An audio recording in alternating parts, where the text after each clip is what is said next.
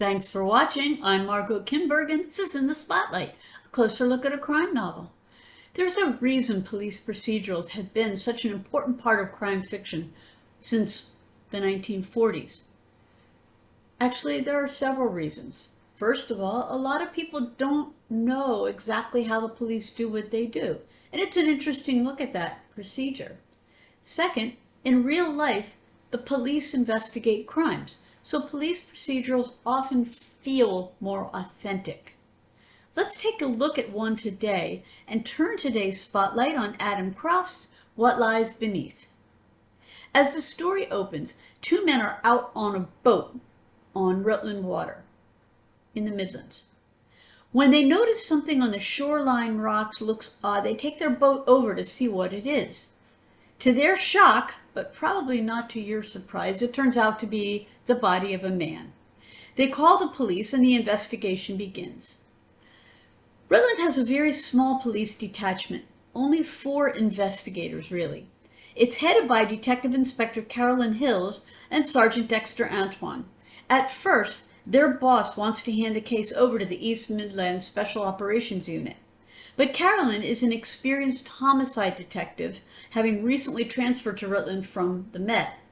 So she and her team are given the case with the understanding that if they can't solve it quickly, the case will be given to the Special Operations Unit. The dead man is soon identified as Arthur Clifton, who owned a local construction company. And soon enough, there are plenty of suspects. His ex-wife could be involved, so could his brother Roger, who inherits the company, and his own business has not done well.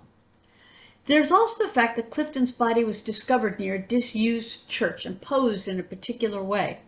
Could there be some religious significance? Unfortunately for Hills and her team, the most likely suspects either have alibis or would have had difficulty getting Clifton's body to the rocks where it was found.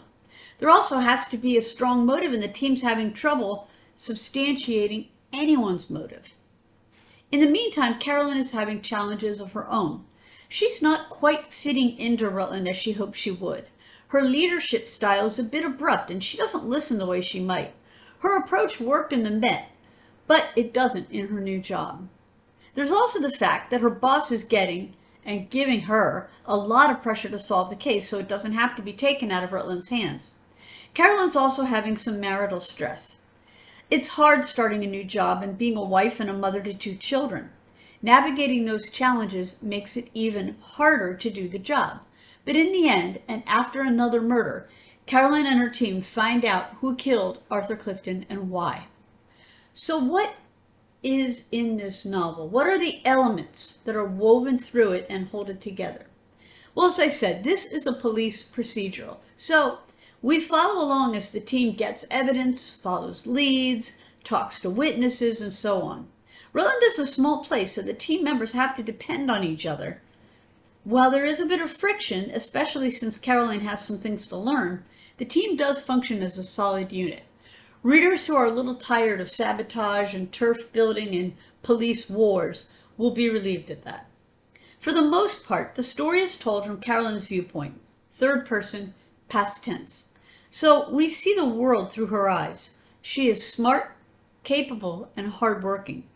She does need to develop her leadership style, and as the novel goes on, we see her working on that. Readers who like novels where characters grow will appreciate that. She's happily married, although the case puts a real strain on her marriage, and she has a solid relationship with her 2 sons. She acts on impulse sometimes, but she isn't completely a maverick cop who can't work with others or take instruction. What Lies Beneath is the story of a small English county with a history that plays a role in the novel. It's a police procedural that focuses on a strange murder and a detective inspector who has to learn to do things the Rutland way.